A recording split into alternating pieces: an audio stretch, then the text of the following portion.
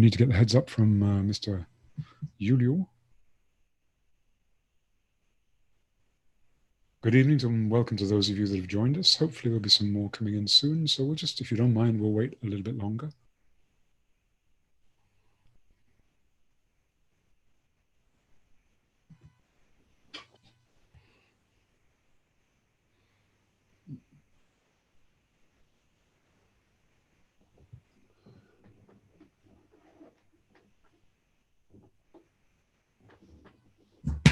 Oops.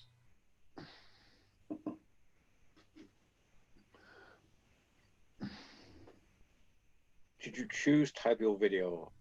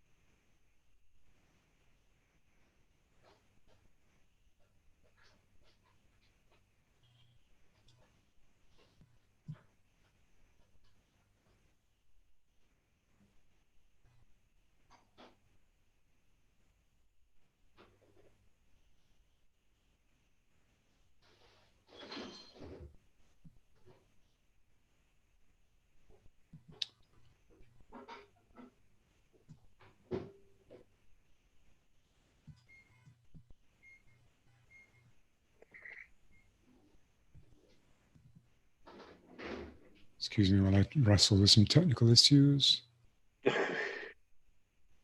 of my own.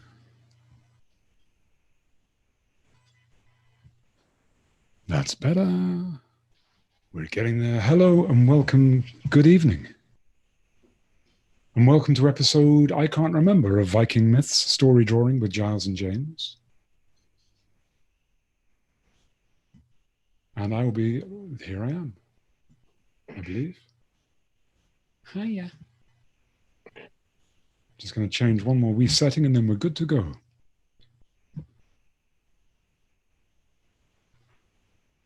Except I can't find it.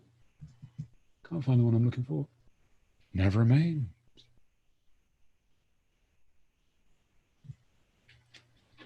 Okay, sorry, a bit of a shaky start. Not unusual. Good evening. Welcome to episode, I think this is episode 4 of Viking Myths. Episode 5 of Viking Myths story drawing with Giles and James. And we've got some treats for you. These are kind of roughly aimed at families, but I don't actually know if there's any young people present, but they may be online elsewhere, so I'm going to treat it as such. I'm going to hold back on some of the grisliness, on some of the gore, just a little bit. So, King Gylfi, still disguising himself as Gangleri, as Way Weary the traveller, came back to his next meeting with the 3 mysterious informants that he'd met at Valhalla. Of course, I'm referring to High, just as High, and the third. And he kept returning to, well, the question that had brought him there all that time ago was trying to find out more about the identity of Gylfi, the woman that had, as you know, taken a piece of his heart and a whole piece of his land.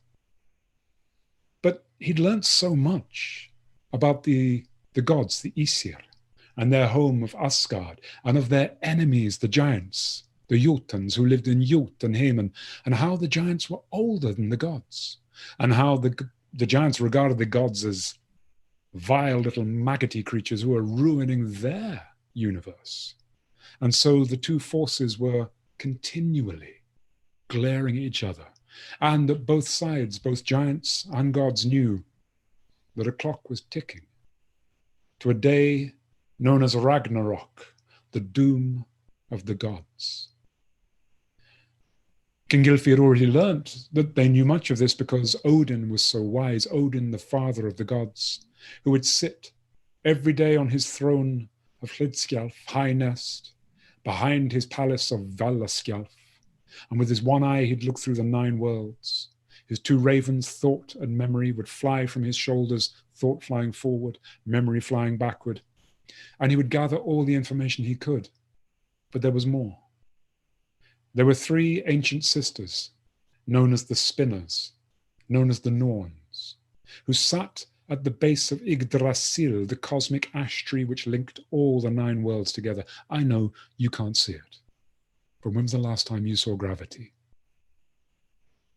And these 3 sisters that spun the fates of man and of gods, they had prophecy, and they knew that Ragnarok was coming. They didn't say much, but every now and again they would speak, and when they spoke, Odin knew what they said was true. King Gylfi had learnt about Loki, this beautiful but slippery, this talented but treacherous, this dashing but dangerous, well, he'd thought God, but no, he learnt Loki was a giant. In fact, he'd learnt that if Loki was anything, he was fire. And just like fire, he kept changing shape. And just like fire, he was beautiful and fascinating. And just like fire, if you could control him, he was useful. But if you couldn't, he was dangerous. And so, returning to the company of High, just as High in the third, he returned to that subject and asked, was it really so true that Loki, if unsupervised, was dangerous? And the 3 mysterious figures,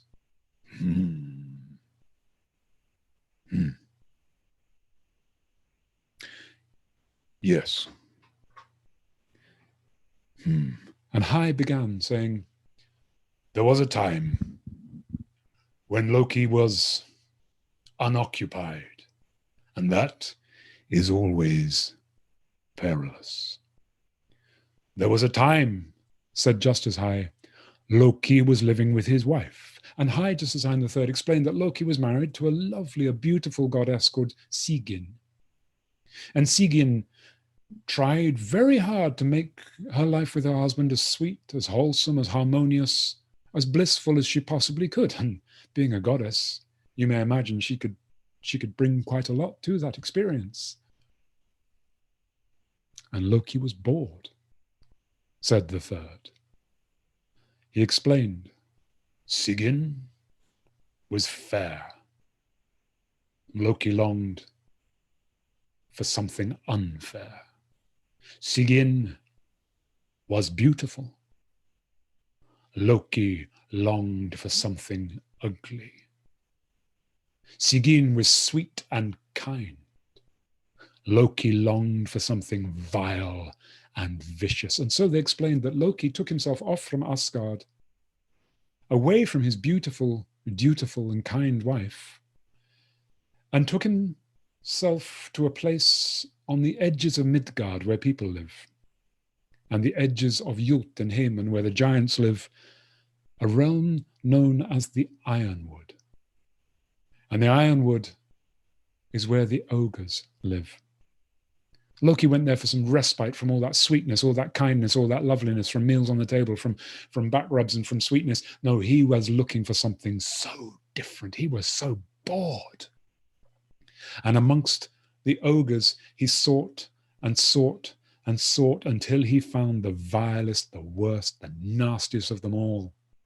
Her name is Angrboda. And if I tell you that Angrboda's name translates from the Old Norse into the bringer of pain, then I think you get some idea of her character and her nature. Because if Sigyn was beautiful, Angrboda was hideous.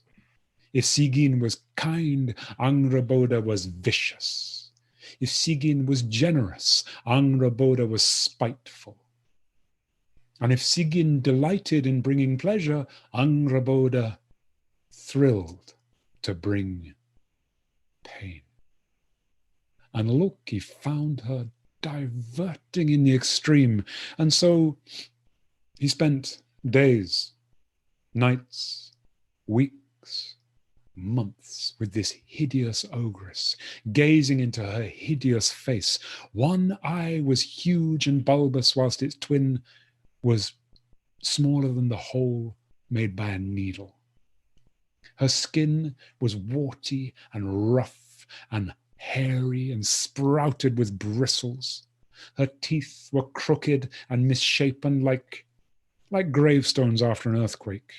Her mouth hung open. Her tongue was black. Her spittle was venomous. Her eyes oozed something that looked like mustard. She cackled. She laughed to see the horror when other people looked at her. Loki adored her. She let Loki see her ulcers. For Loki's delight, she blew her nose so hard that snot came out of her ears. For Loki's pleasure, she let him dip his fingertips into her sores, and she cackled at his touch. And for Loki's amusement, she caused him pain. Oh, it was such a change, such a relief from all that wholesomeness.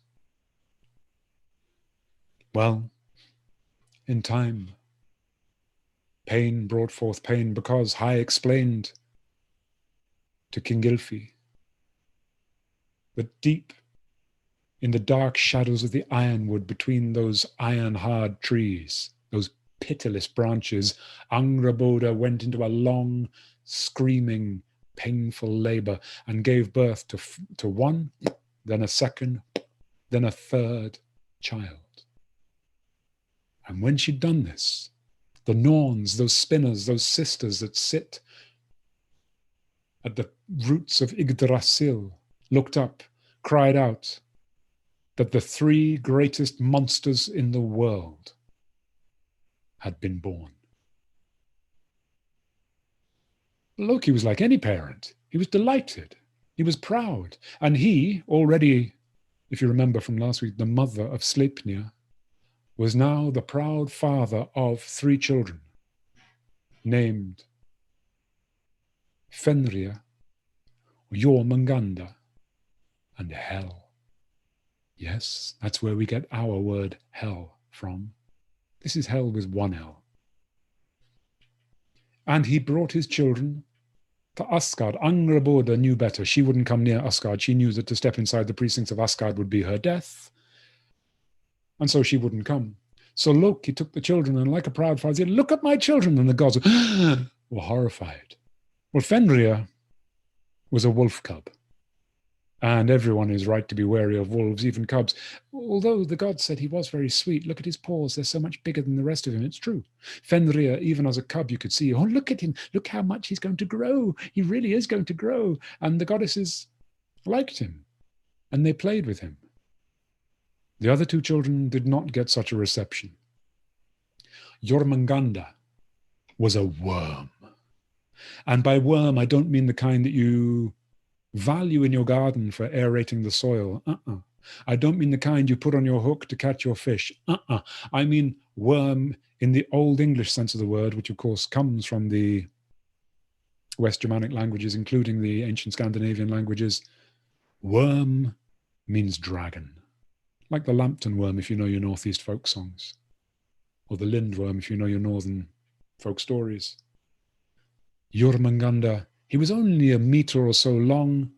He had fangs, he had claws, he had scales, he had spines. He hissed, he blew clouds of poisonous mist. And Odin was so horrified at the sight of this worm that he picked him up and flung him out of Asgard. Way over the Rainbow Bridge he went, turning and turning as he went, and he landed sploosh in the great Eastern Ocean and sank and sank and sank, and everything that Jormungandr saw, he ate, swallowed, devoured, and grew. and grew, and grew. And Odin from his seat at High Nest watched in horror as this worm grew so large that soon, well, Jormungandr would be swimming through the ocean and he'd see in front of him a tail. And he would open his mouth and swallow whatever it was, and starting off with swallowing eels and sharks, and then swallowing seals and whales and bigger whales and everything he saw, until eventually Jormungandr, swimming around the world, saw a big, thick, stout tail, stretched his jaw and bit his own tail. He'd grown so large, his body now encircled the entire world and all the ocean. And with his own tail stuck in his mouth, he could go no further, grow no more. And Odin announced that the growing pains of Jormungandr were over for now. That world serpent, as they called him, would grow no longer for now. But, Odin said, and the three spinners confirmed, when the moment came that Jormungandr was eventually able to get his tail from his own mouth, then that would be the sign of the last day, the doom of the gods and the destruction of all the worlds. Ragnarok was come. And Jormungandr would come hissing and spitting through the 9 worlds, destroying everything he came into, until eventually he would be, it was prophesied, he would be the death of Thor himself. Loki's third monstrous child was a little girl. And looked at from one side, she was adorable. She was so sweet, she was so pretty, she was pink and rosy and fragrant like a baby is. A lovely little girl with kind eyes. Turn over. Look at the other side. The goddesses shrieked. Even the toughest of the gods, like Thor or the warrior god Tyr, even they flinched, and Odin too, because this little girl, lovely on one side, the other side of her body, even in the week of her birth, the other half of her body was already rotting, putrefying, bubbling with corruption. Odin lifted her up, flung her from Asgard, and she went flying even further through the 9 worlds than Jormungandr had gone. Odin threw her, pitched her so hard that she landed in a very remote, dark, dismal, cold, pestilential depth of Niflheim, the world of ice and poisonous waters that we met at the very beginning of this journey we've been taking together for a number of weeks. And there, Odin decreed even, Hel would be queen of the dead, queen of all those dead that did not die facing their enemy, did not die with a sword in their hand, did not die a courageous death, those that died the shivering deaths of sickness or old age. They would live in her world, her gloomy queendom in Niflheim. There she had a hall. There was a cave called Gnippahellir. And in that cave she had her watchdog, whose name is Gaumr. This dog is a dog continually on watch, continually aware. His muzzle, his chest is spattered with blood. This is not from people trying to get into hell, who would. It's from spirits trying to escape. Gaumr never rests. Gorm, you might say. We know that word. In English it survived, but only in the negative. He means awareness. Lack of awareness? Well, we call that gormlessness. Beyond awareness is the dim world of hell. She has a hall there. She has 2 servants. Her servants' names are Graceless and Ungrateful. And their movements are so slow that you can't even see them moving as they go about their business. And Odin decreed that as queen of the dead would share her food and share her hospitality. Her plate is called famine. Her knife is called hunger. That is the afterlife that Scandinavians knew to look forward to if they did not die a glorious death. Which leaves Fenrir, the wolf. Well, I mean, young mammals of all kinds are beautiful, aren't they? And he was a gorgeous pup, energetic, affectionate. He would lick hands. He would steal things from the kitchen. He was a delight. The goddesses thought he was adorable, but then he grew big and a bit snarly and he'd bare his teeth and he could talk, and sometimes his speech would be vulgar or aggressive, and the goddesses began to draw away. And in fact, even the strongest of the goddesses, Frigg, mother of all the gods and wife of Odin, she grew wary and in fact eventually reluctant to go near Fenrir the wolf, because he ate and grew and grew. And still the gods, the male gods, would wrestle with him and play with him, Balder and Bragi and Heimdall and Thor. Do you know what? In time, even Thor began to think that this pup, not a pup, this wolf is getting out of control. Fenrir was growing into a giant of a wolf, until Thor made his excuses, said he was just too busy. He had ogres to hunt, he had giants to fight, he had borders to patrol. It's true, he had a lot to do, which left Tyr. Tyr, younger brother of Thor, is a warrior god. Now, we honor both these brothers every week. Thor on Thursday, Tyr, as I'm sure you can guess, on Tuesday. Odin, as I'm sure you know, also Wotan, Wedden, it's Wednesday. Well, next week I'll tell you about Friday. Tyr is a warrior god, and the heroes of Valhalla, when they saw Tyr training, they trained harder. When they saw the feats that he could achieve, they trained doubly harder. And when they saw his strong right arm and his sword flashing in his sword hand and his wrist, they just felt such courage. They knew when the last battle came, they would be behind Tyr. And standing behind Tyr with his strong right hand, his strong right arm, they knew they stood a chance. They believed they stood a chance, even though all the prophecies said there was no chance. They still believed it possible. Tyr, eventually, was the only one who dared play with Fenrir the wolf cub, who was now towering over the towers, hulking over the great hulks of the palaces. Fenrir was growing so huge. When he yawned, the heroes of Valhalla knew that he could swallow 5 of them, 6 of them, 12 of them in one great big gulp into his red mouth. Yeah, it got to the point when only Tyr would dare go near him. And they were friends. But even Tyr found Fenrir a bit rough sometimes.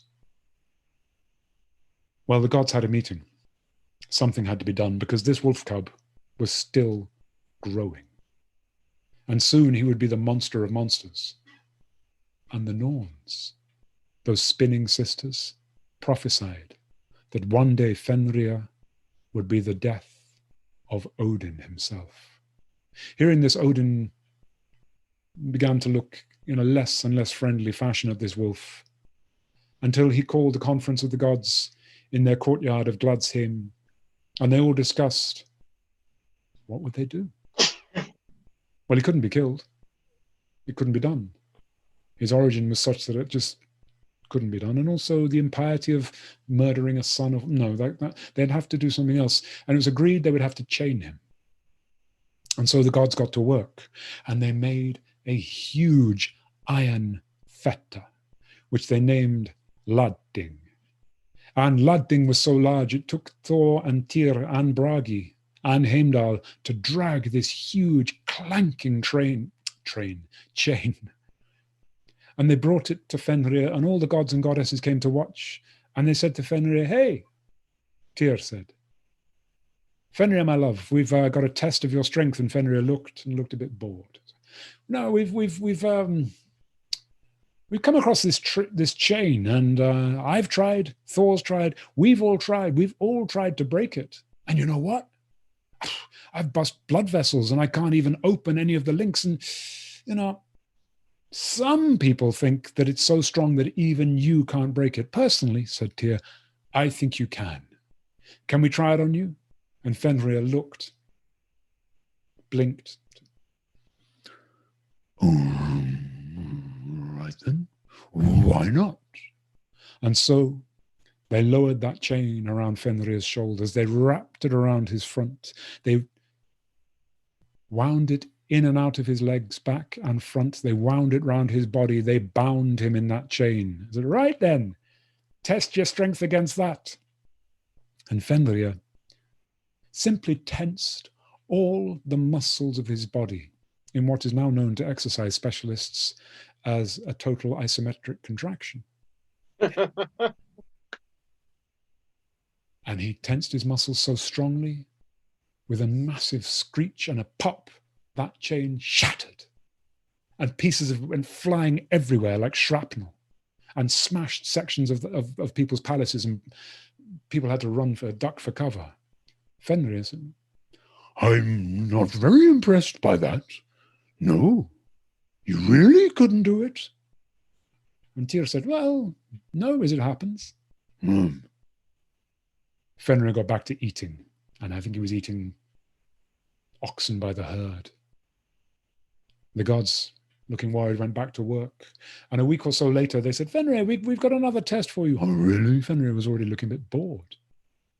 We tried a bit harder. We made an even better chain. I think you can do it, though, Fenrir, said Tyr. Come on, in fact, I've put some money on it, so let's see if you can do it. And Fenrir, all right. And they brought out another chain. This chain was called Dromi. And Dromi was so huge, it took 3 of the gods to lift even a single one of the links. It was so thick, so mighty, so strong. It was even Thor and Tyr and Heimdall and Bragi and Baldur were sweating in their attempts to wrap this chain around Fenrir, who just yawned and licked his teeth. But wrap they did. And around the wolf's body. He'd grown, by the way, since they tried with Dromi. Beg your pardon, with Ladding. This was Dromi. And they wrapped it around his body and in and out of his legs and over his shoulders and around his front. And Fenrir tensed all the muscles of his body, and the chain held. He stretched out his legs. He kicked his legs. He thrashed. He rolled. The chain held. The gods bit their lips with excitement and with anticipation, and then Fenrir gave a great, enormous yawn, kicked out his back legs, and Dromi shattered, and pieces of it went flying everywhere. The goddesses shrieked in terror. Fenrir went back to eating. Well, the gods had another meeting. Something had to be done. And Odin eventually concluded that if that was the best the Aesir could do, then they had to outsource. They had to really go to experts. And so it was decided that Skirnir, who was a herald of the gods, a messenger, he would travel to Svartalfheimen, which, if you've been paying attention, you know is dark elf, the home of the dark elves. Svart, as in relates to the English word swarthy, or the German Schwarz. And so Skirnir would travel to Svartalfheimen and find a particular group of dwarves who could make the best chain. And so he set off. Skirnir, his name kind of means the shining one. And he's an emissary of Frey, the god of springtime. So before spring comes light. But he went, and his light shone in Svartalfheim, and dwarfs complained that they couldn't see. It was too bright. And they couldn't do any of their work. And he kept asking and asking and asking until eventually he narrowed it down to a group of dwarves whose family name I don't know, but their names were Balin and Dwalin and Turin and Thorin and Murin and Gorin and Fafel and Flaffel. And they said, yeah, we can do that. What's the price? Okay, up that little bit and you got a deal? Yeah, okay, let's shake on that. Right, we get to work. And they got to work straight away. And Skirnir could hear nothing for the tapping and the hammering and the heating and the forging. And they worked and they worked and they worked and they didn't stop. They worked through what was night in Svartalfheim? It was just where they lived. There were sparks flying from the forge and from the anvils and from the hammers, and these dwarves worked without stopping, until eventually they said, "Here you go, this should do the job." And Skirnir was dismayed. They handed him a chain so thin, it was like a strand of silvery silk.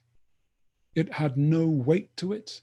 It had no mass, and it was flexible. It was it was soft. And Skirnir held out his hand, closed his eyes, and dripped this chain into his palm, trying to open his eyes at the moment when the chain first touched his palm.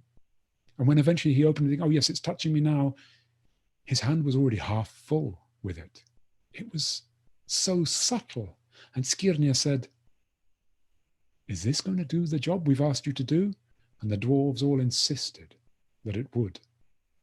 "We put some special things into it." "Well, you better tell me," said Skirnir, "because I think I'm going to have to answer some questions about this." So they did. And he returned to Asgard, where the Asgard saw this chain, the Asgard gods saw this chain, the Aesir.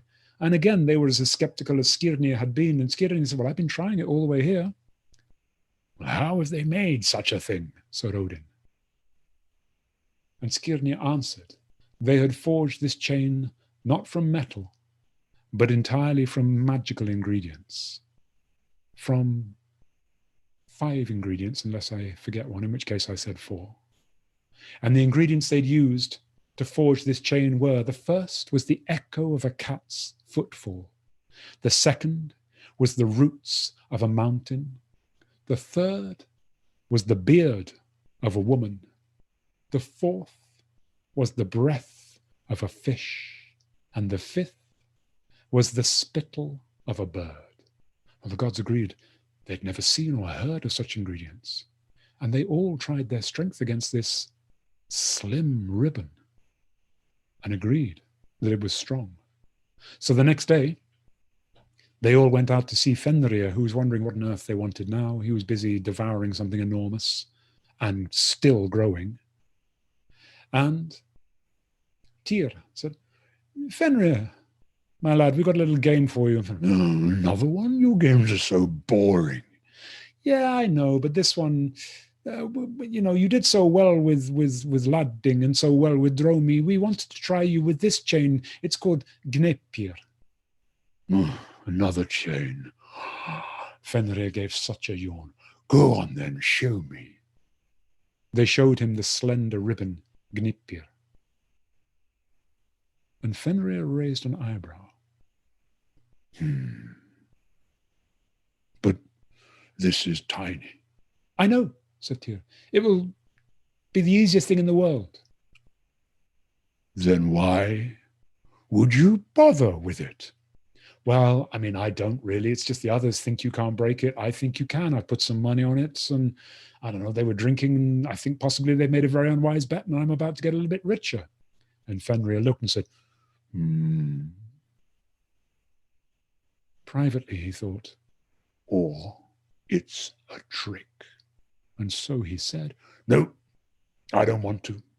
There's no glory to be won in snapping such a slender ribbon. Find a puppy to do it for you, not me. Oh, come on." And Tyr had to wheedle and to plead. And the more he pleaded, the more Fenrir began to, "No," he thought. "He seems so urgent. My wolf ears hear his pleas. My wolf nose smells a rat. My instincts sense a trap." And so he still refused and carried on eating, and he was practically growing in front of their eyes, and the gods were despairing of what to do, until eventually Fenrir said, "I will content myself to consent to have this slender ribbon put on me on condition one of the Aesir consents to put his hand between my teeth." "But why?" "Because if I can't break this chain, I don't believe you'll ever take it off me." "But we've promised that we will." "I know." So he looked at each of the gods, And he looked as one by one Njord and Balder and Bragi and Heimdall and Hodur and Mimir and Odin even, and Thor even, all put their hands behind their backs. Fenrir the wolf looked at Tyr, the closest thing he had to friend, and Tyr, the warrior. All right? And he walked towards Fenrir, who opened his mouth, showing his sharp fangs. And Tyr lifted his hand and began to bring it close to the wolf's mouth when the wolf said, "No, not that one. Not your left hand. Your sword hand." And so Tyr, like the soldier that he was, lifted his great right hand and placed it between those iron-hard teeth, those teeth closed. Tyr winced, not at the pain, but in anticipation. Those teeth closed just enough that Tyr could not remove his hand, should he wish to. And then the gods began to drape this slender ribbon, Gnipir, around the wolf's body, around his shoulders, bless you, around his back, under his stomach, round and around his forelegs, in and out of his legs, around his feet, around his tail, around his head. They completely covered him in this chain. The only thing that showed was his mouth, his eyes, his ears, and his mouth was still holding Tyr's hand. And then Fenrir began to struggle against that chain. It tightened. He exerted himself. It began to bite into his flesh. He pushed, he heaved, he squeezed, he stretched, he spasmed. And that chain, slim as it was, would not break. It didn't even stretch. And Fenrir went into a frenzy, howling and slathering and thrashing this way and that way, until eventually there was a great scream which came from Tyr. And the gods looked in horror as Tyr went reeling back from the wolf, still chained, holding up for all to see a handless stump of a right arm. Well, the goddesses ran to attend to Tyr's wound, and for all their skill and for all their magic, they could at best salve it, staunch the bleeding. They couldn't put his hand back on. They couldn't save his hand because it was in the wolf's stomach. And Fenrir was snarling and snapping with rage, but he could not break that chain. And the gods, whilst the goddesses were attending to Tyr, they wrapped other chains around. They connected all those chains to a great big chain, which they connected to a post, which they drove into the ground of an island in the middle of a lake behind the stronghold of Asgard. And they drove this pile, they drove this stake 3 miles down into the surface of the earth. And so Fenrir, the wolf, was bound. And the gods were relieved. But the gods knew what the 3 spinners had said.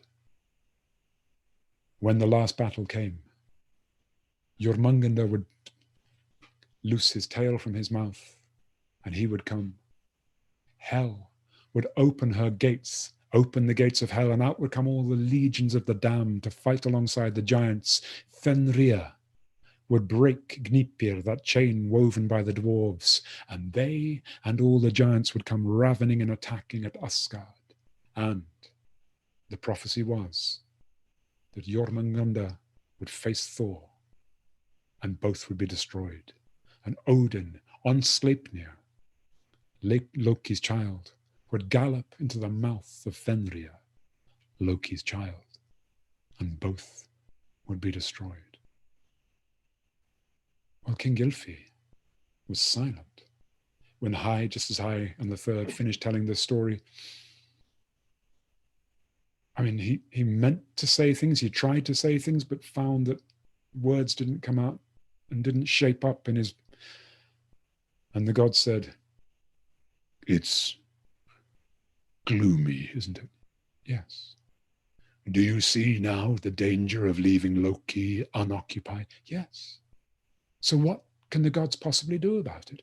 Well, said just as high, though he didn't wish to, Thor was pressed into service.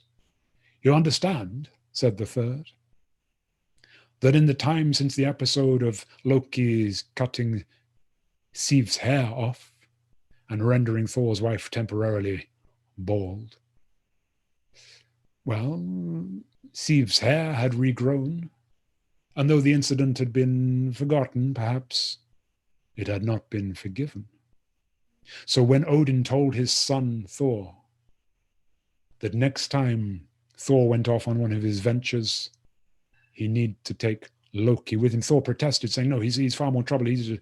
Odin insisted that it was the best way of keeping an eye on Loki, best to keep him occupied. And Thor reluctantly agreed, which is why at a certain point the great gates of Bilskö near the Hall of the Thunders were opened, and out came two goats, Toothnasher and Toothgrinder, the goats that pull Thor's chariot through the sky.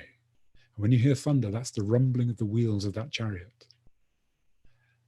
And Thor was in the chariot car, holding the reins, and next to him was Loki. Not, as I said, that Loki was ever much help on Thor's adventures. In fact, often he was more trouble than he was worth, but it did seem the best way of preventing him from causing worse trouble. And so it was that Thor clicked the reins, and those goats leapt into the air, with Thor urging them on, and the goats stamping through the sky, and Loki clinging on to the sides of the chariot as hard as he could and trying not to look down. Thor took off at such a speed that Loki feared slipping out of the back. And so they flew over the Rainbow Bridge. They flew down to Midgard, where human beings live. The sun was rising when they set off, and they flew through the sky for so long that the sun was beginning to set when Thor found himself circling over a promontory of land beyond which was the great eastern ocean which stretched across the world to Jotunheim, where the giants lived. And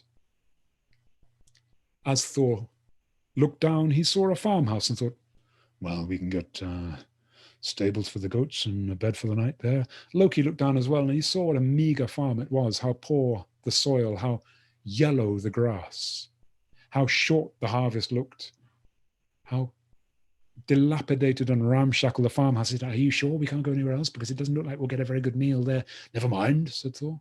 I will provide anything that they don't have, and I'm sure they'll be charming. Loki, oh, good Lord. Next time, let me do the itinerary. And so they circled around a few more times, then they landed. And Thor knocked at the door. Well, the door was answered by an old man and his wife, a farmer and his wife, not old, not super old, but not super young either. And they, of course, recognized the gods, and they were honored, utterly honored, and they bowed and begged the gods to enter.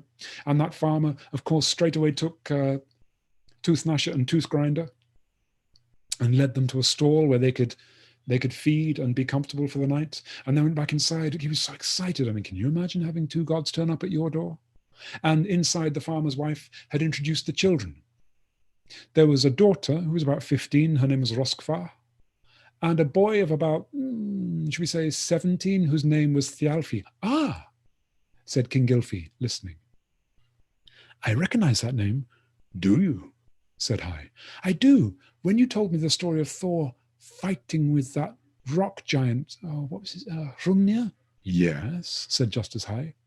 You said that Thor had a herald who went in advance, and he tricked the giant into putting his shield underneath him, and that's why Thor was able to, and that herald was called Thialfi. That's right, said the third.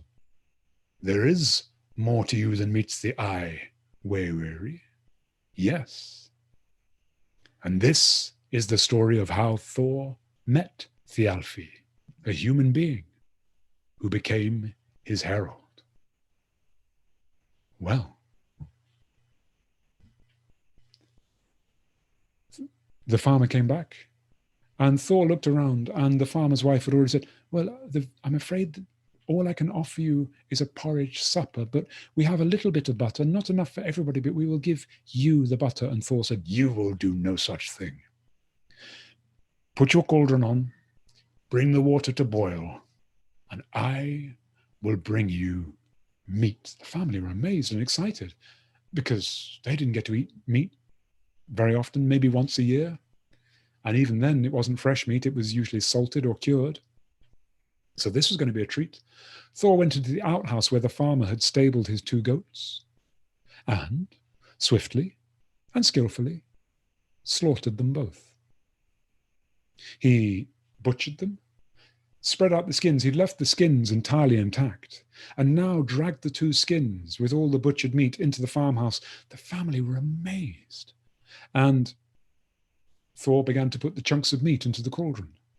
And that smell of meat cooking began to nose its way around every corner of that farmhouse. And the farmer and his children and his wife, their stomachs began to turn somersaults and claw at their insides, going, feed me. This was going to be a feast. And Thor left the meat cooking, and the gods amused the family by telling them stories of their escapades and exploits. And at a certain time, Thor said the food was ready, and he served huge portions to this hungry family, saying, eat your fill, help yourself to more. The only thing I ask is when you've finished eating the meat from a bone, throw it on the skins. He'd left the skins spread out at the corner of the room. And above all, please don't split open the bones, because I will need them tomorrow. And so the family ate and ate and ate, and the gods regaled them with stories. And Thor had to glare at Loki every now and again for getting too scurrilous. The children were, after all, just still children, though they thought they were very grown up. Well, it was Gylfi, I think, carried away by the stories in the company and the sheer pleasure of eating such good food. He couldn't resist splitting open the thigh bone that he was eating to get the tasty marrow, and nobody noticed. Phew. The next morning, when the family were all fast asleep, Thor got up. He went down to the kitchen, and there were the skins covered with the bones, picked clean of meat. And Thor gathered up those skins like 2 huge bags and dragged them out of the farmhouse into the outhouse, where he spread them out. It was still dark. Thor lifted up his hammer, Mjolnir, the Mully Crusher. He opened out the skins with his feet, kicked the bones so they were distributed across the skins. And then lifting up the hammer, he closed his eyes and thought, and his hammer began to glow with the blue light of electricity and lightning, and he uttered a deep, magical rumble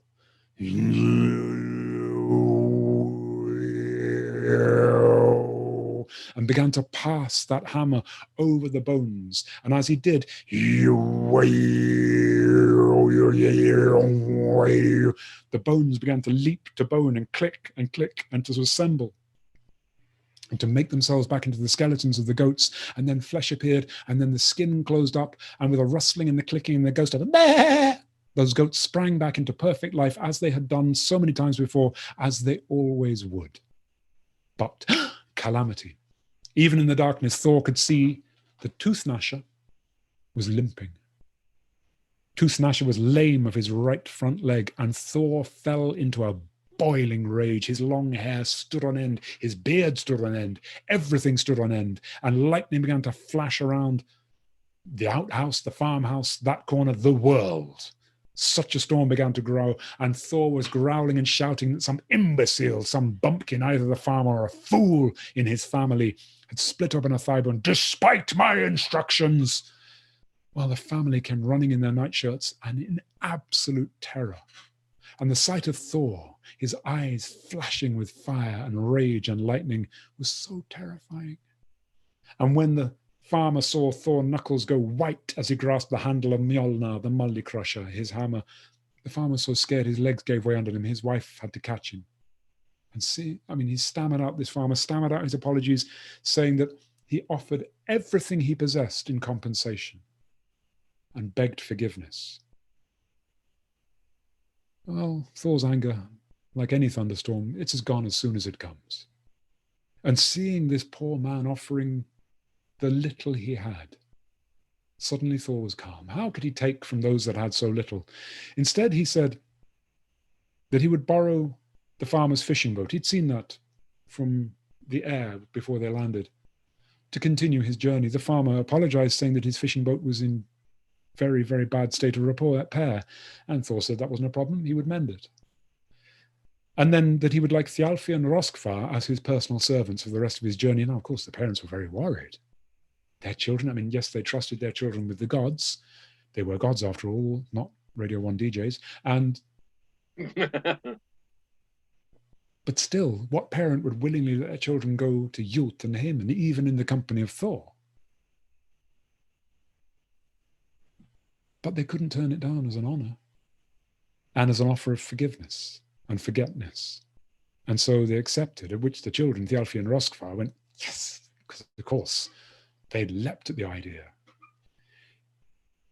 He asked, Thor did, that the farmer who was good with animals nurse Toothnasher back to good health so that he would be well when they returned. And the farmer swore that he would. And you know how seriously the Scandinavians take their oaths and swearing.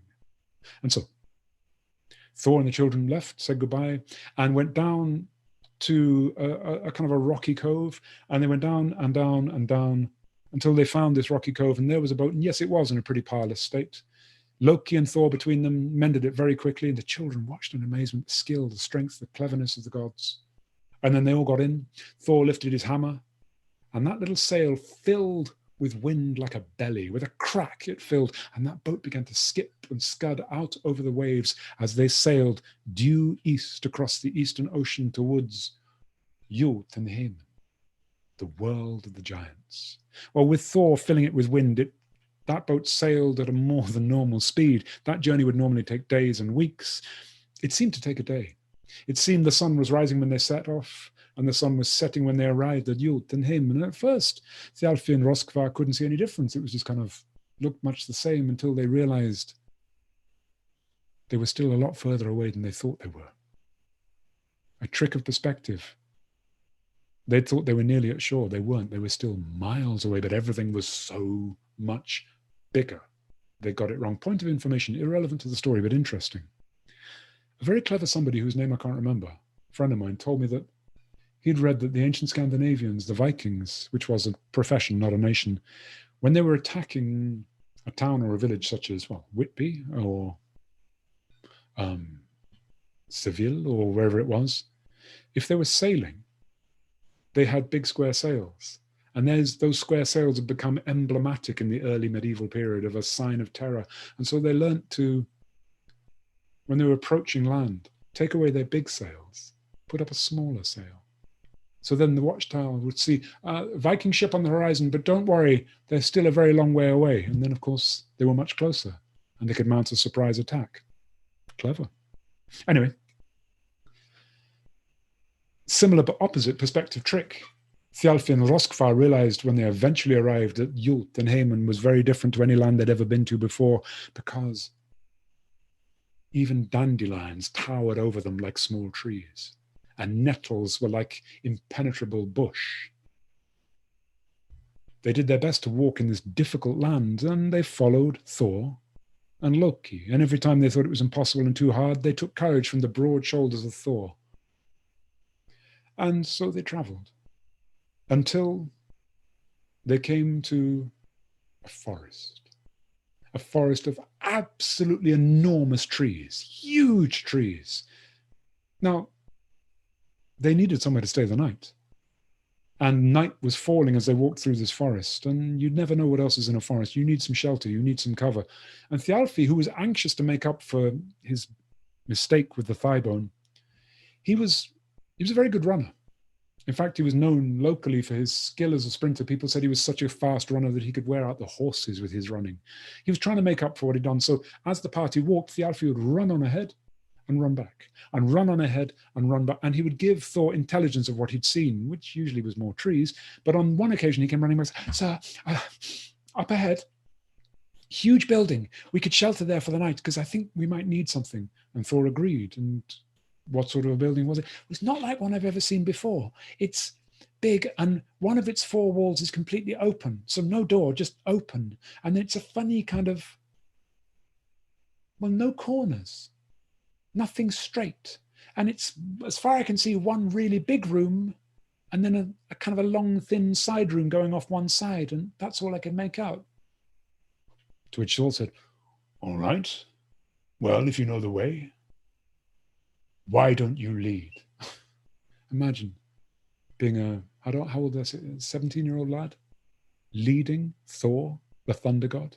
He did, and proudly, and led him to this building. And Thor looked at the building and said, this is exactly as you described it. I congratulate you. And yes, it will keep the rain off should rain fall. And let's get in, let's settle down. So they did. They settled down. They had a light meal from their provision bag, which Thor was carrying. And then they wrapped themselves up in their coats and cloaks and went to sleep. And they were asleep when they were woken by an earthquake. I mean, what else could be making the walls of that building billow and flap and the ground shake? And the children were terrified. Even Loki was kind of put out, and Thor was struggling to keep his feet as the ground moved this way and that way. And he had his hammer in his hand just in case. And he ushered the children and Loki into that long, thin side room. The roof would be less likely to come down there. And the earthquake passed as quickly as it had come. And the children's hearts were pounding. And Thor said, you'll be safe in there. And the children eventually, and Loki eventually recovered and went to sleep. Thor didn't. Thor spent all night with his hammer in his hand, looking out into the dark.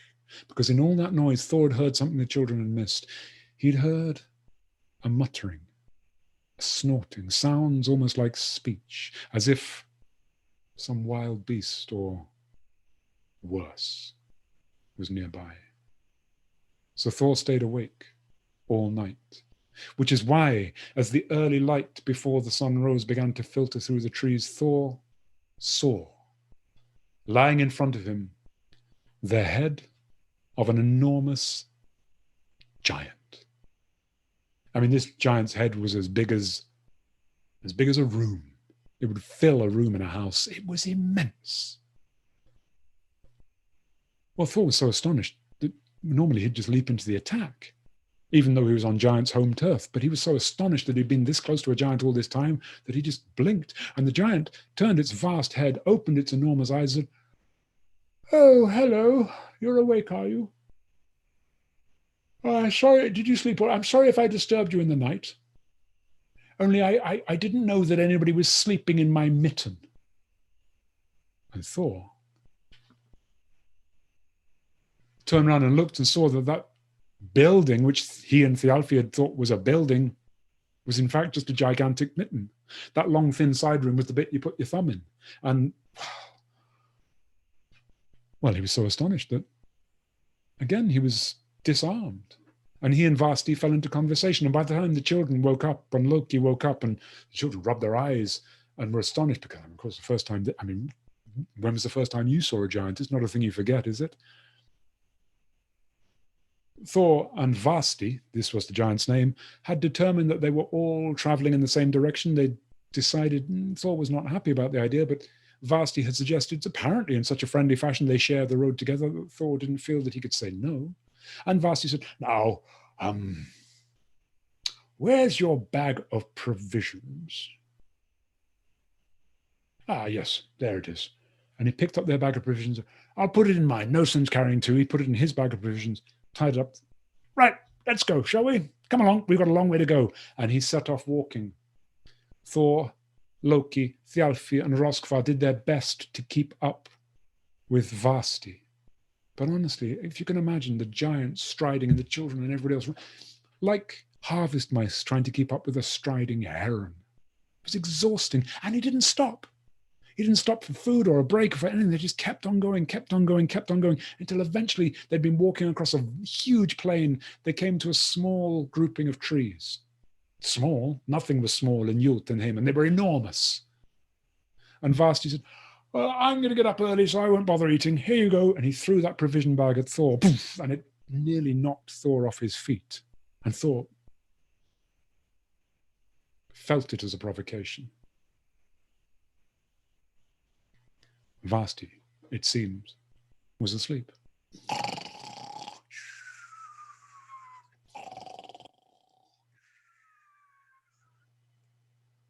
So Thor began to try and undo them.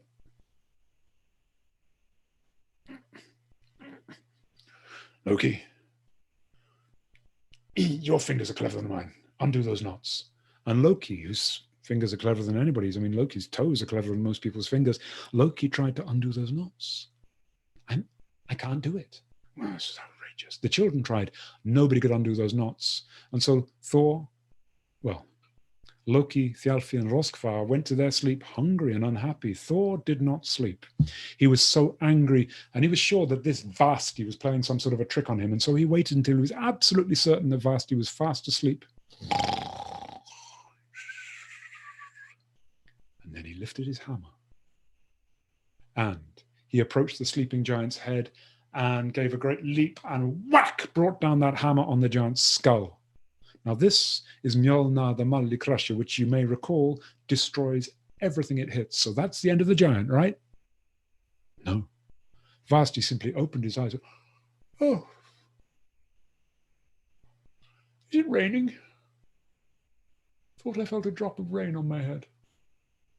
Or perhaps it was a leaf. Oh, you're awake, are you, Thor? Listen, get some sleep. We're off early in the morning. I'm glad you've eaten, though.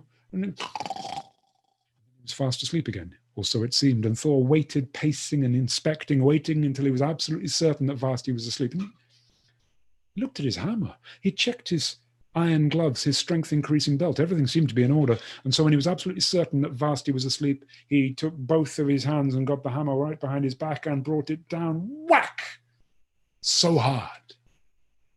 And Vasti, oh, now this time I think an acorn fell on my head. That's really annoying. I was so asleep. You woke up as well, Thor. Listen, get some sleep, and because we've got a acorn.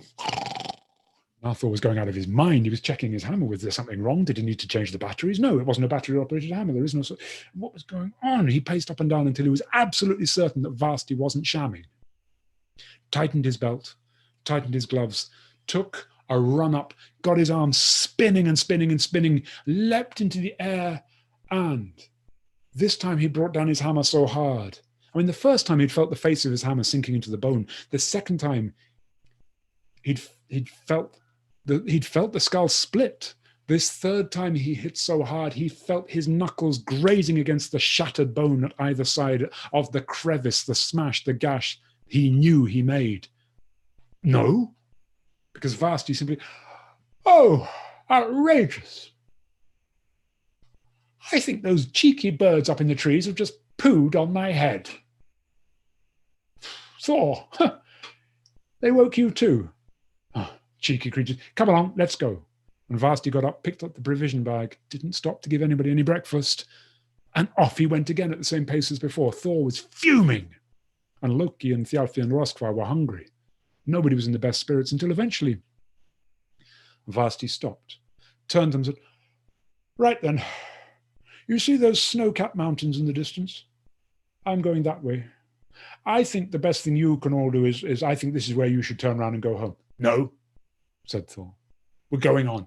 Well, I really don't advise it. The Jotunheimen can be quite a dangerous place for people as, forgive me, puny and small. No, we're going on, said Thor. Well, in that case, I must warn you that if you go straight on, you're going to come to a stronghold. The stronghold is called Utgard, and it's a stronghold that belongs to a king. His name is King Utgard the Loki. Well, Loki thought this sounded like a charming chap. Thor thought it sounded like a very ill-omened name because Utgard the Loki means Loki of Utgard, And I should, well, I've heard you all gossiping amongst yourself that I'm not exactly a midget, right? I can tell you, if you get to the stronghold of King Utgard the Loki, you will see giants there who make me look like an absolute stripling, a whippet of a being. Now, I really think I should repeat, I think the best thing you can do is go home. No, we are going on. Well, in that case, Thor, I will accept a bit of advice from a well-meaning friend. Don't do any boasting, because they won't put up with any boasting there. Do you understand? Okay, that's all. Goodbye. And he set off, taking the sack with him and their food. Well, what could they do but go on? And so they walked on until at a certain point they did see in the distance a stronghold with towers rising from stout walls. And they, again, the same trick. They thought they were much closer than they were because everything was so big. Perspective was all wrong. And those towers, which seemed so stout and so strong and so sturdy, by the time they arrived, they were so tall that even though they pushed their heads to the back of their necks, these towers seemed to vanish to a needle thinness because they went such a very far long way away. Dictionaries will in time catch up with my use of language. For now, just let it pass. Well, the stronghold was, of course, protected by a huge iron portcullis. It was built to keep giants out. And our party simply stepped easily through the gaps, as easily as you would step through, I don't know, the open doorways of a museum, so huge they were. And then there was a big stone-flagged courtyard, and our party began to move across that flagged courtyard, except they weren't going from flagstone to flagstone, no, because the gaps between the flagstones were as big as the dry beds of canals. So instead, they made their way using the grooves between the flagstones. But even so, they were spotted. And a huge hand scooped them up,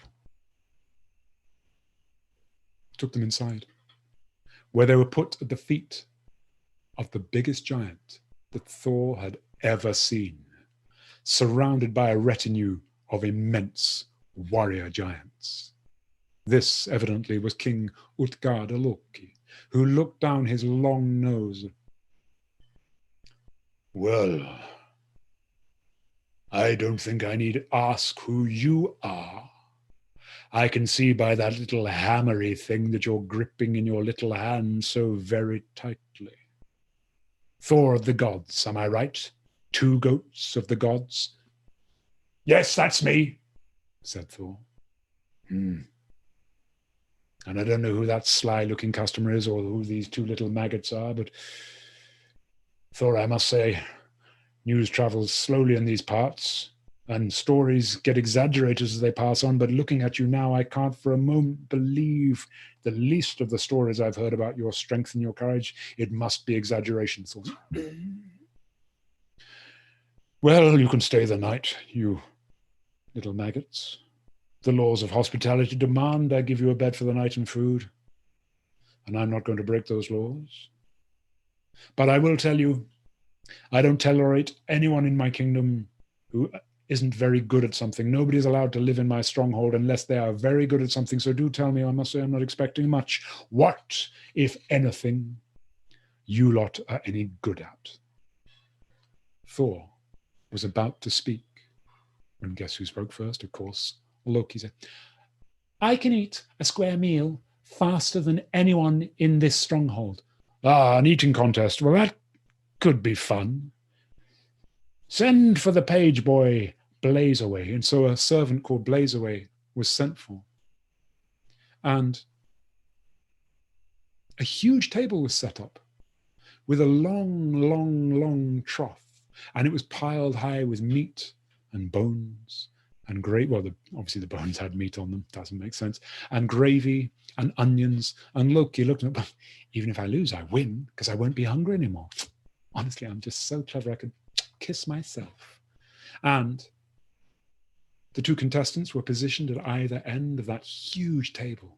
I mean, that trough must have come from one of those gigantic trees. And at a signal from the king, the two contestants were off, and Loki was hungry, and he ate and ate, and he ate so much so fast that the two opponents were so evenly matched, they met nose to nose in the middle of that trough, in the middle of that table. And Loki looked behind him and was very pleased with himself, because he'd eaten so much. He'd not only eaten all the meat and licked the bones so clean they looked like they could have come from the museum in South Kensington. He'd eaten up all the gravy and all the onions, leaving just dry bones and a dry platter behind him. And turning around, he gave a very satisfied in the face of his opponent. And then he realized that his opponent, Blazeaway, had eaten not only his half of the meat and the gravy, he'd also eaten his half of all the bones, and his half of the wooden trough, and his half of the table. It was at that point that the table realized it had only 2 legs and went shing. Loki at the bottom, and shing. A great slithering of bones buried Loki. And when eventually Loki clambered out of the top, there was the face of that giant king looking down his long nose and, no, I'm not particularly impressed. Anybody else any good at anything? And again, Thor was about to speak when Thjalfi said, I'm the fastest runner I've ever come across. I don't think anybody can run. In fact, people where I come from say I can tire the horses out with my running. I'm a very good sprinter. Racing is a noble sport. Send for the page boy, Wit, and let's go. And so the whole party went outside whilst a page boy, a servant called Wit, was sent for. They went outside to a beautiful and noble racetrack. And out came this page boy. And the athletes readied themselves, stretched themselves, warmed up the muscles of their body, and everyone turned out to look at this event. And on a signal from the king, they were ready, steady, go! Now, Thjalfi was fast. He was amazingly fast. He'd never seen the back of his opponent before, but now he did. And worse than that, he saw his opponent getting smaller and smaller and smaller. Blazeaway was so fast, he got to the tape at the end before Thjalfi had even got halfway, and smiled and suavely welcomed Thjalfi across the finishing line. Thjalfi was humiliated. But the king said, well, perhaps you weren't warmed up, Thjalfi. Let's make it best of 3, shall we? And so the opponents got ready for the second of 3 races. And the king, ready, steady, go. This time, Thjalfi had just about reached halfway when Wit had run to the end, run back, met Thjalfi at halfway, and now was running alongside Thjalfi, coaching him like a PE teacher, saying, that's it, pump those arms, work those legs. I mean, can you imagine anything more humiliating? Thjalfi finished because he didn't know what else to do with a race. And the king, I can see what you're doing, Thjalfi. You're saving it all to the last, but you may have waited too long. Let's see. And so they got ready for the 3rd race, the final race. And the king said, ready, steady, go. And on that go, Thjalfi went nowhere. His mouth was open, not even to draw breath, but in sheer astonishment, because the page boy, Wit, was there and back in an instant. Thjalfi just collapsed in humiliation. And when he looked up, there was that immense giant looking down that long nose. He didn't say anything, but his face spoke volumes. Well, Thor at last got to speak. He said, right, my turn. I'll challenge anyone here. I'll outdrink anybody here. A drinking contest, that's a good idea. And the king ordered that the drinking horn used for drinking contests be brought in. And when it arrived, Thor looked at it and he was a bit sort of, he said, well, it's not too wide at the mouth, said Thor. I mean, as big as one of those wooden picnic tables you get in public places and beauty spots. It was huge. I mean, I can handle that, but it's the longest horn I've ever seen. It's true. That horn tapered the end of it disappeared out of the gates, out of the door of the hall. To which the giant said, yeah, it's for competition purposes, and a seasoned drinker can down it in one. A young person who's not yet university fit, shall we say, they can do it in 2, but even the ladies can do it in 3, Thor, so let's see what you're good at. Come on, 2 goats. Come on. So Thor jammed that horn to his lips and drank and drank and drank and drank and drank and drank and drank and drank and drank. And when he came out of that astonishing drink, he came to have a look at the top and had, he was sure he'd emptied it, but he looked and saw the level of liquid in that horn had not even sunk by an inch. He looked at the giant king. The giant king said nothing. The giant king had no need to say anything. Thor wasn't waiting for him to say anything. He just grabbed that horn, jammed it to his teeth, and drank and drank and drank and drank. And this time he drank 10 times more than the first time. He knew he did. And then a little bit more just beyond the safe side. What is it? Anyway, it's disgusting. And he went to look. And this time the level only sunk by that much. And again thought, no, I'm not looking at your face.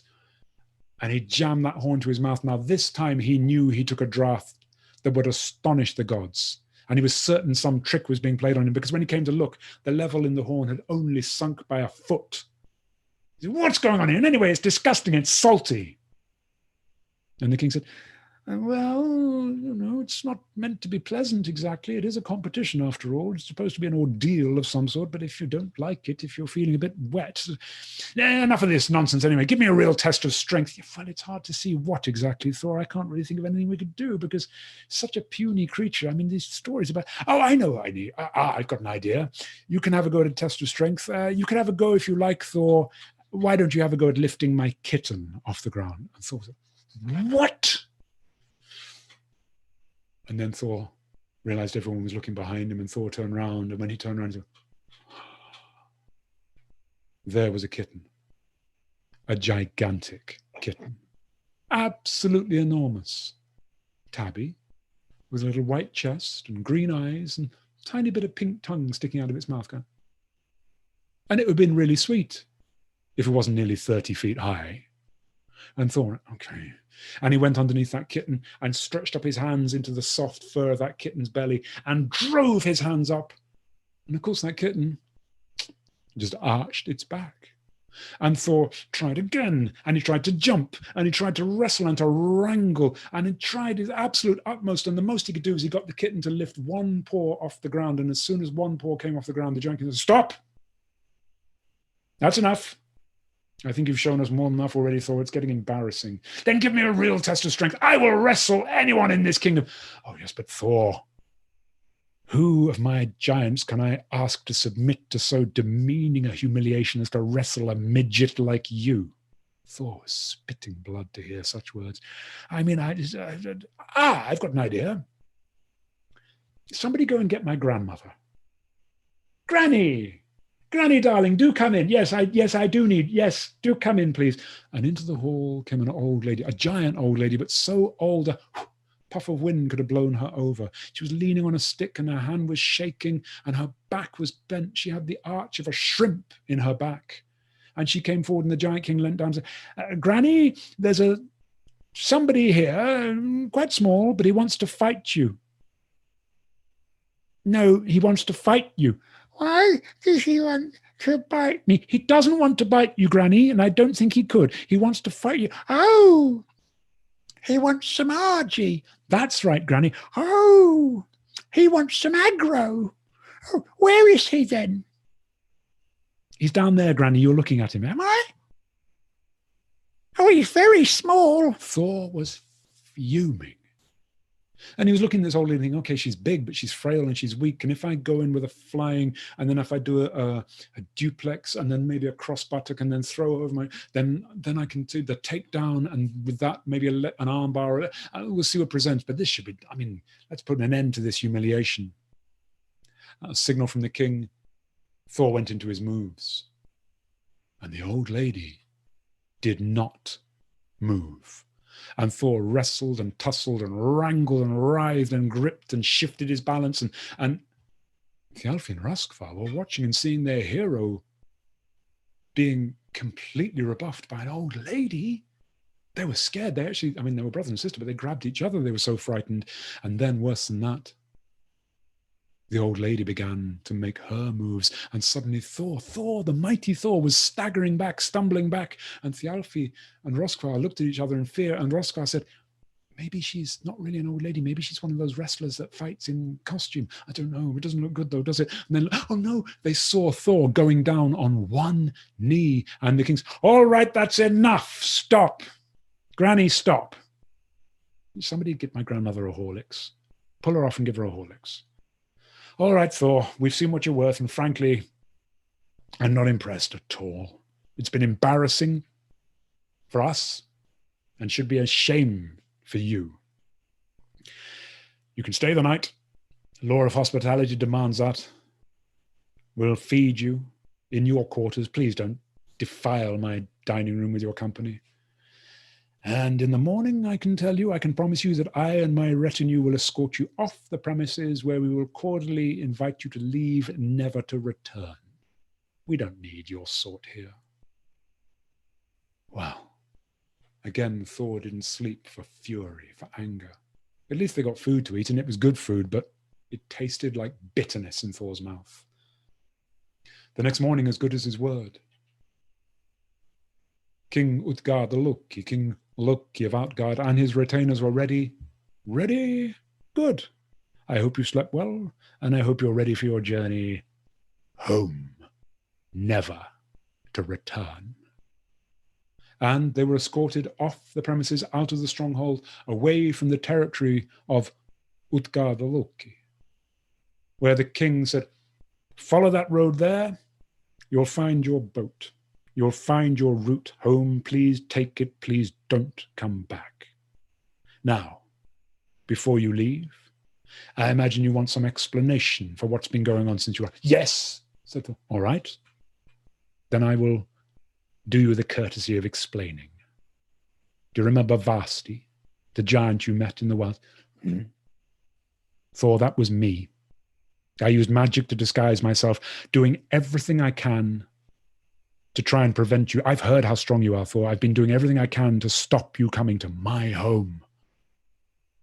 The first of your blows, you remember it? Look at that cliff over there. And he indicated a cliff. And the cliff had a great split in it. That split wasn't there. That was you.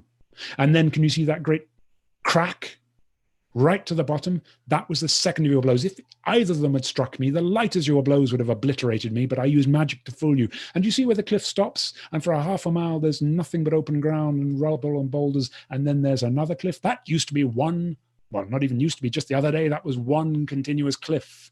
That was the third of your blows, Thor. Your strength is terrifying. I tried to prevent you coming to my home. You got there, so I had to use similar tricks on all of you. Loki, where are you? Yes, you are a good eater, and it's a good thing it keeps that wicked mouth of yours quiet for a while and busy for a while. But you were eating against a force that consumes everything in its path. You were fighting, you were consuming, you were competing against the page boy blaze away, wildfire itself, which destroys, consumes everything in its path. And nothing eats faster than wildfire, not even you, Loki. Thor, that drinking horn, you complained that it tasted salty. Well, it should. It was connected to the ocean. When you find your boat, you'll find it is at least a mile away from the sea. Thor, your drinking has diminished all the oceans of the world, having a catastrophic impact on climate for many, many years to come. It will recover, but not quickly. And that's your doing, Thor. Your strength, as I say, is terrifying. Then you wanted a fight, and so I let you wrestle against my grandmother. Thor, I was amazed you only went down on one knee, because you were fighting against a force that no god, no giant, none of the 9 worlds can hope to master. You were fighting not my grandmother, but time itself in its destructive aspect. I was amazed you only went down on one knee. Like I said, Thor, I've heard stories about your strength, and that's why I wanted to make sure you never came to my home, because I couldn't prevent you. I've been doing everything I can to make sure you never come back. Goodbye. I hope you never do. He turned his back. Thor's hammer was in his hand, and he whisked his hammer down through the air on nothing. King Utgard Loki, his retainers, his stronghold, all of it had vanished. And nobody could see where it had gone. So there was nothing to do but go home. They did find the boat. It's quite true. They'd left it on the shore, and now it was at least 1.5 miles, actually, away from the sea. So they did what Scandinavians and Vikings always did when they had to cross land and they had a boat: pick it up and carry it. And as they were walking over the strand, this new exposed strand, there were starfish and crabs desiccating in the sunlight in the open air. And Thor, as he walked, was going, sorry, sir, I beg your pardon. I do apologize. Eventually they came to water. Thor hoisted that sail, filled it with wind, and they sailed back to the farmer and his wife. They were overjoyed to see their children safe and well. The farmer was overjoyed to return Thor to his goats and show that Tooth-gnasher was perfectly healed. Well, they spent another night with the farmer and his wife. Thor sent lightning to flash over their fields, blessing their crop, saying their crop this year would be the best ever, and the one after that would be even better, and the one after that. In fact, he'd blessed their farm for a total of 20 generations. His family and descendants would all prosper on that land. Gylfi was fidgeting, and Thor said, "And you? Would you like to be my herald?" Gylfi was overjoyed. And Thor explained that Gylfi would come and visit his parents very often, but he would live in Asgard with the gods and be Thor's herald. The parents couldn't believe such an honor. Röskva was thinking, "Don't worry," said Thor. "An honor is coming to you. You have a fine destiny mapped out, but I think better not to ruin the many good surprises that are coming your way." So Röskva smiled and waited. They all came true, by the way. It's none of my business to tell you what they are. And then, after staying and saying goodbye to the family, they got into that chariot. Thor cracked the reins, Tooth-gnasher and Tooth-grinder leapt into the air, and Loki nearly slipped out of the back because he was too busy waving goodbye. And they built up height, turning and turning and turning and turning, until before they turned towards Asgard, Thor looked over the ocean and opened his mouth and bellowed across the ocean through to Jotunheim, bellowing, "King Utgarda Loki, be warned. I will have my revenge on you." "Well," said Hai, "would that revenge ever come?" "Yes, I was wondering that." "Yes, we thought you might be," said Just as Hai. "But we won't tell you that tonight. In fact," said the third, "though we promise we will tell you, it may not even be next week. Next week, when we meet, we'd like to hear what stories you've found by asking questions of the heroes whom you dine with in Valhalla. Get to know them. Ask them for their stories. And when we meet again, you can tell us what they've told you. And that's exactly what we're going to do next week. Next week, I'm going to tell you stories not of gods, but of Viking men. But don't worry, there be dragons, I promise. Thank you.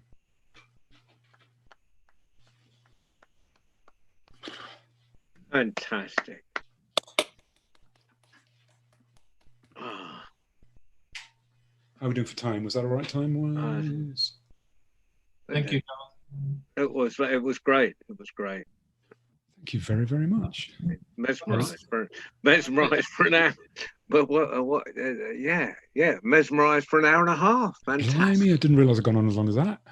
Enthralling, absolutely enthralling. I'm amazed at your memory as well, Charles. It's absolutely incredible. Yeah, I'm jealous of it. But It's something rubbish, John. Your memory's amazing too, but it's something we work on, isn't it? It's something we use. You're living it, aren't you? You're living it. It's incredible. I can't help it when I start telling these stories. These are some of the first stories I learnt. And actually, when I was learning these stories, I learned something about how memory works, which I've since had confirmed by neurologists. I've spent a lot of time in neurologists over the years, unfortunately. That's connected to my sight loss. But I learnt, when I was learning these stories, I found that the story goes straight into my head. I'd learned the structure of the story, pretty much the first time I read it. But the names, that was hard work because they were so abstract. They didn't mean anything, not being utterly familiar with the Old Norse, which actually makes it quite intuitive because they're quite descriptive. So, all these names, like, well, you've heard them. I couldn't remember them. They would slip through my mind. And one day I was getting so frustrated trying to remember these names that I thought, bollocks. And I went, excuse me, I hope there's not any children here. I went to sleep. And when I woke up, I realized I could remember every single name. And I learned that sleep is the mechanism whereby your brain moves things from working memory to permanent memory. And it's been part of my technique ever since. If I'm trying to learn something, I make sure the last thing at night, before I go to sleep, I go over it, and then sleep. And in the morning, there it is.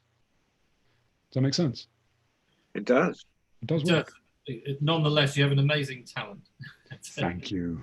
And and names. I've tried every technique, and one of the reasons I can't tell sagas of any sort is that just names. And in life, when I was teaching, I could never remember the names in the classes and stuff. So it's not just you learning them before you go to sleep. It's amazing. I admit learning the name of students is hard, because when the college that I'm working in is working, as in not COVIDized. I've just seen James's drawing. James, that's absolutely beautiful. See, I love the way James's mind structures a drawing and just it appears, because and knowing what to leave out. That amazes me. What was I yattering on about? Oh yeah, my students change every 6 weeks. So if I'm teaching 3 groups, and there'll be anything between 12 to 18 students, I've got however many that is in mathematics to learn in just 6 weeks. And I keep telling them they've got to help me every day, because otherwise, and I work and work and work. And by the end of the 6-week course, I know who they are. I can recognize them across the room just by the shape or the way they move, though I can't see their faces or any details or anything like that. Which is good, because that means I can give the right marks to the right people. And then as soon as I've done that, I have to forget them as soon as I can, so that I can learn the next one. So how many weeks do you think we can go on this?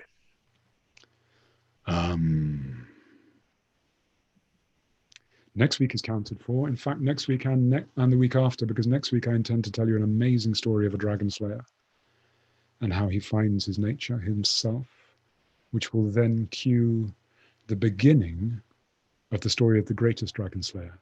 But we won't finish that next week. That will lead on to the week after that. And I haven't yet told you about the time when Thor meets the giantess Gerd. That's okay. The reason I'm asking, Giles, is that Mike or John? No, it's John. Sorry. Pardon. Yeah. It's the reason I'm asking is I'm thinking once when we've got well, you're looking at 8 to 10 weeks at minimum, aren't you, altogether? Yeah, probably. From the beginning to the end. Mm-hmm. But afterwards, I'm thinking of the 2 o'clock session for 2 weeks of the weekdays. We just repeat. I just re-show them just to bring them to people's notice. You're welcome to. And I always get so swept away, I forget to tell people to put tips in the hat. Yeah, well, yeah. This is what I do for a living, and I forget to. Yeah, that's what I'm about the gallery. If I highlight them and just watch and we program that, and I had people know a week in advance, and they, yeah. And they'll so maybe there'll be a new audience that just looks at them like you do a serial every day, Well, it's worth a try. Yeah. So, I'm up for that. But I'm thinking of waiting till you've till we've got it, and then it'll be just like a serial. It'll be great. I see. So get through all of them and then start repeating it. Well, but we repeat them on, so everyone knows that on 2 o'clock from Monday to Friday. On that 2 o'clock session, there'll be your stories. Yeah, or possibly, I don't know. Well, no, this series I think would be great. That's an interesting thought, though, because I've got a lot on at the moment, as in a really exhausting schedule. So I wonder, can I think about that? Because it might be just play the recordings. Is that what you mean? Yeah, just play the recordings. I'm not asking you to do any extra work. Passive income. I've never had one of those before.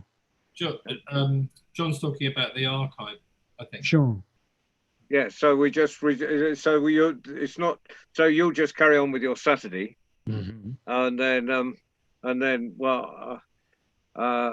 whether I do 1 week and then that's like like a series, like one, and then we can do another series like you would on a television thing or something.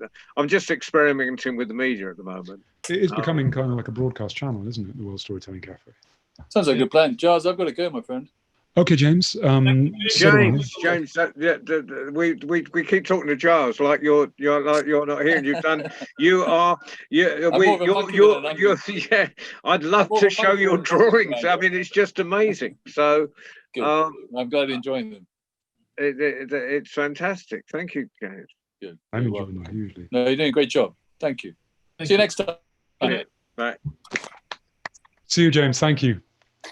And John, I like the idea very much, and I love you and your creativity very, very much. And I think you and Mike and Sarah are doing an amazing job with all that. Yeah, it's just fantastic. And Yuliu and Zia are great help as well.